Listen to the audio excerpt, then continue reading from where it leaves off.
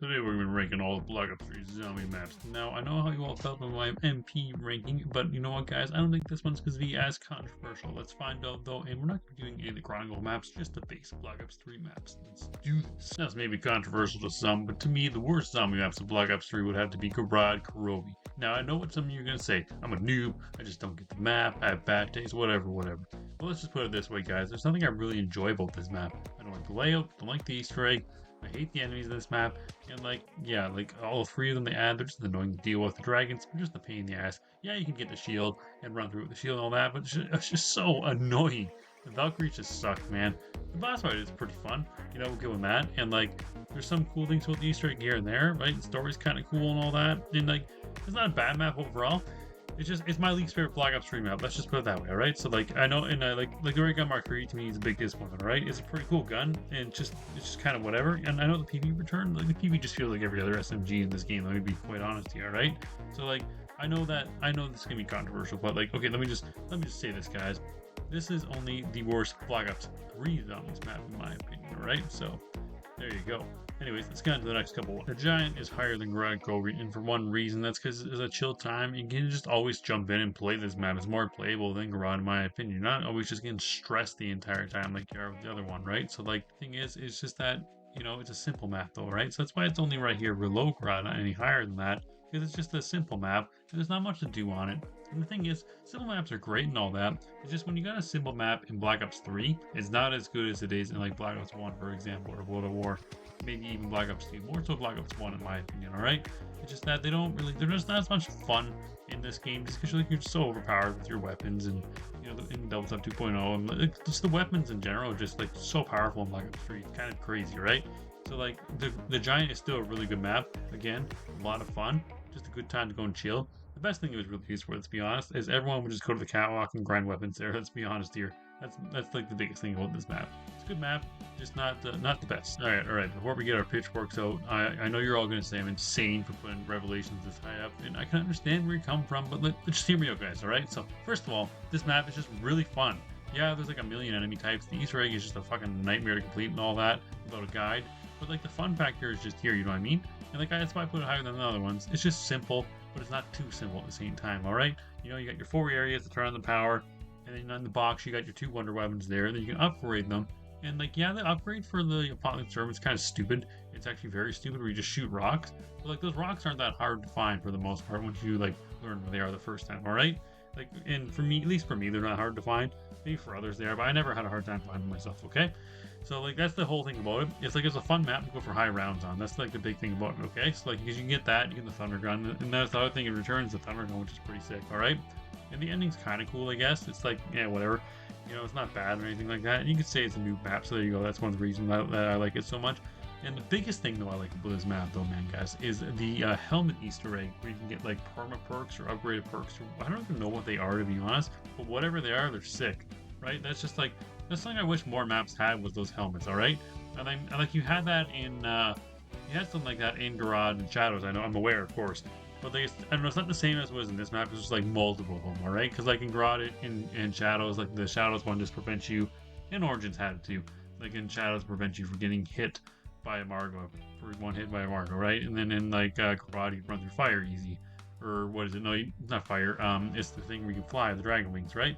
For example, right? But I don't know, I just thought it was really cool that it wasn't just more than just a map specific thing, okay? And I just wish more maps had it and all that. But yeah, no, it's a great idea. It's a cool map. It's a lot of fun, like I said. And it's cool to revisit their areas. This is the thing. You talk about it now, and it's yeah, this map sucks and just reused areas and all that. But at the time, it was really, really cool, okay? Nowadays, it's okay, yeah, what the fuck? At the time, it was yeah, this is pretty awesome. We were asking for it, alright? So there you go. There, Revelation. Alright, maybe this is going to be more controversial than I thought, because we're putting Zetsubou right here. And in my opinion, though, this map is very slept on, man. Easily most slept on map in this game, let me be quite honest here. No questions asked. Yeah, the bunker takes a lot of points to open, and it's a bit hard to figure out this map once you're a new player and all that. But once you remember what to do and get used to it and all that, it's not that bad, Yeah, it's not a very pretty map. It's really dark, but I mean, most of the Black Ops 3 maps are really dark, is the biggest problem with them. But aside from that, the map's just awesome. I love the Easter egg. It's not too hard, not too difficult.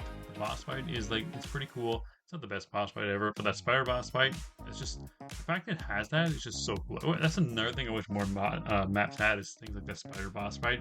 You get the free widow's wine. So awesome, man. So cool. The Wonder Weapon is sick, but like it's just a downgrade. It's like from transit from fucking Die Rise, right? So that's like the thing about the Wonder Weapon. It is sick, but it's just again, it's just the worst Liquefier. You know what I mean? And like yeah, and the bunker is a big issue, and the Shrek zombies are quite annoying because they just happen so often. But like I don't know, once you get a feel for this map, it's just great. It's so much fun once you get a feel for it. The Rise and Drag deserves all the praise it gets. It's a smaller and easier version of Origins, is what one might say. The 4 bows instead of the staffs. And you know what? I enjoy going for these staffs more than I'm enjoying for the bows. Let me be awesome here. Has the awesome boss fight at the end. I'll never forget finding that out when the mask first came out. Man, that was so cool. And there's just like a lot of little fun things to do. I love the Easter egg where you like run on the little tiles in the zero gravity room. And you get like a free dingo, I think it is. That's so cool, right? And like there's the second gondola Easter egg, and plus there's the gondolas where you can keep on getting the monkey power-ups. I love that kind of thing in Zombie Maps where you can just get power-ups over time for free. And like if you do something specific, you'll get like better ones, you know what I mean? And just yeah, it's such a cool map, man. The ending where you blow up the moon too instead of the earth, oh man. That was so awesome when we first found that out. My god. I was freaking out, man, when I seen that. That was like the coolest thing ever at the time. My god. And 4 bows, they're awesome.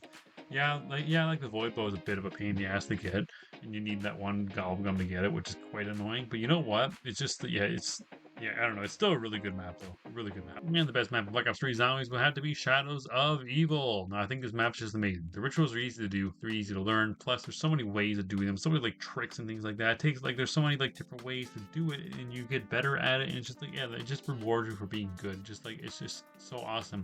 You can pack a bunch in round 1 with it. That's just insane to think about if you're good enough, you know what you're doing, you know what I mean? There's so many like little Easter eggs, and the Wonder Weapon is just insane. The most broken Wonder Weapon of all time. The fact that they released this Wonder Weapon in the launch map game is just like wow. I mean they did that with the Thunder Gun, which was the most OP one in Black Ops 1, but still, like the fact that they did the most OP Wonder Weapon of all time in the launch map, kind of insane when you really think about it.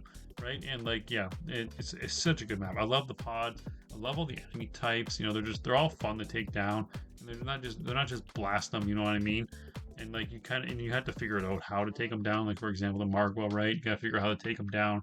And like I guess the flying things and the meatballs aren't like the most special enemies ever, but they're still pretty cool and all that. The pods are really cool. How you can wait over time to get purple pods, and then the purple pods give you better things. It's kind of like the Origin dig sites, but it's like you wait on them and you get better things, which is like so cool. And yeah, it's just such a good map. The Easter egg song slaps. But the biggest problem this map has is that the fact that the Easter egg is required to have 4 players. Like, what were they thinking? It's the only map in all Black Ops 3 that does that. Even Black Ops 4 didn't do that. Not a single Black Ops 4 map did. They're like, come on, man. But aside from that, though, like it's just such a good map. I love everything about it. I remember when the map first came out, they said this map has 5 characters. All right, you got your 4-player playable characters. You have the Shadow Man, and sorry, they said it has 6 characters because you have the 4 playables, Shadow Man, and the map itself. Because the map itself is a character, right? It was the most true thing I've ever heard. It does have so much character, and oh my god, it's so good. I just love it. I love just everything about it. I just love how all the ritual sites all relate to the people. There's like a story behind it, and it's just like, even though it's like introduces wheel tentacle monsters and all that too, fucking zombies is kind of weird and all that. But you know what? Just as a standalone map, and not forget the ending where Rick Toppin comes in and he steals the summoning key and runs away. Man, that gave me chills when that first came out. Awesome, awesome, awesome, awesome. As that is the video there. Let me know what you thought of it down in the comments below. If you enjoyed it or not, be sure to leave a like. Okay, let me know what your favorite Black Ops 3 Zombies map is, and we'll do a ranking of all the maps with the Chronicle ones included as well. I just didn't do it because I don't feel like it's really fair to like put the Chronicle ones next to the base Black Ops 3 maps. Black Ops 3 maps are just so good. We might just do a ranking on just Chronicles. You guys let me know what would be better if we do a Chronicles and a Black Ops 3 maps ranking, or we just do like both, or one at a time, whatever. Who cares? Anyways, guys, let me know. And yeah, be sure to like the video if you liked it, and I will see you all on the next video.